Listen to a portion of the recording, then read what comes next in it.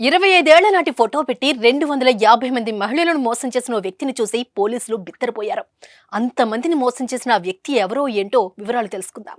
దేశంలోని లక్షలాది మంది యువతీ యువకులు తమ జీవిత భాగస్వామిని వెతకడానికి మ్యాట్రిమోనీ వెబ్సైట్లకు లాగిన్ అవుతారు. అయితే ఓ అంకుల్ అతని 25 ఏళ్ల క్రితం నాటి ఫోటోను మ్యాట్రిమోనీ సైట్లో పోస్ట్ చేశాడు.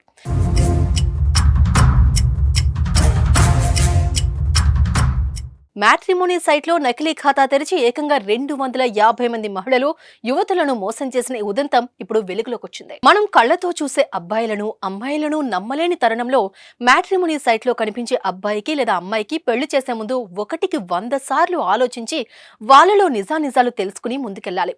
లేకుంటే చేతిలో ఉన్న డబ్బు శీలం పోగొట్టుకుని మోసపోతారు అని చెప్పడానికి ఇలాంటి నరేష్ పూరి గోస్వామి అంకుల్ స్టోరీ కూడా చక్కటి ఉదాహరణగా చెప్పుకోవచ్చు. మ్యాట్రిమోనియల్ లాంటి వెబ్సైట్లు మంచి ఉద్దేశంతో ప్రారంభించబడినప్పటికీ వాటిని దుర్వినియోగం చేసే కిలాడీలు కూడా చాలా మందే ఉన్నారు. కాబట్టి మ్యాట్రిమోనీలో పెళ్లి సంబంధాలు చూసుకునే ముందు అందరూ చాలా జాగ్రత్తగా ఉండటం అవసరం.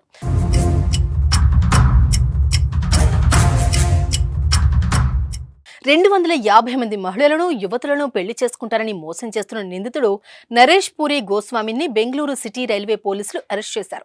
మ్యాట్రిమోనియల్ వెబ్సైట్లో నకిలీ ఖాతాలు సృష్టించిన నరేష్ పూరి గోస్వామి అలియాస్ నరేష్ అనేక మందిని మోసం చేస్తున్నాడని పోలీసుల విచారణలో వెలుగు చూసింది.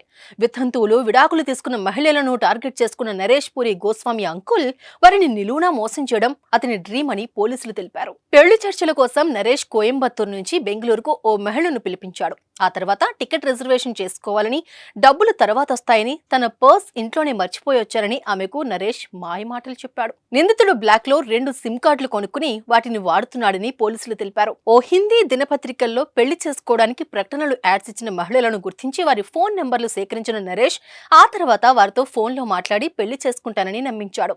పోలీసుల విచారణలో రాజస్థాన్ కు చెందిన 56 మంది మహిళలు, ఉత్తరప్రదేశ్ కు చెందిన 32 మంది మహిళలు, ఢిల్లీకి చెందిన 32 మంది మహిళలు, అలాగే కర్ణాటకకు చెందిన 17 మంది మహిళలు, ఇక మధ్యప్రదేశ్ కు చెందినటువంటి 16 మంది మహిళలు, మహారాష్ట్రకు చెందినటువంటి 13 మంది మహిళలు, గుజరాత్ రాష్ట్రానికి చెందినటువంటి 11 మంది మహిళలను మోసం చేసినట్లు వెలుగు చూసింది. ఇంకా చాలా మంది మహిళలు యువతులను నరేష్ మోసం చేసినట్లు సమాచారం ఉందని, అయితే ఆ విషయాలు ఇంకా వెలుగులోకి రాలేదని బెంగళూరు పోలీసులు తెలిపారు. ఈ వార్త చూసిన పలువురు ఏదేమైనా ముసలోడు మామూలోడు కాదు అంటున్నారు.